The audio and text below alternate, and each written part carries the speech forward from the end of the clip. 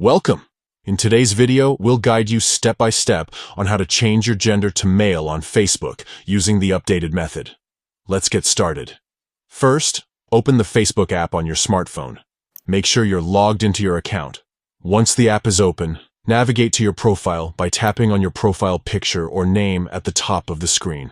Next, tap on the option labeled See Your About Info.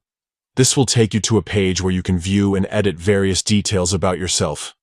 Scroll down until you find the section called Basic Info. Now, tap the Edit button located in the Basic Info section. Here, you'll see a field for gender.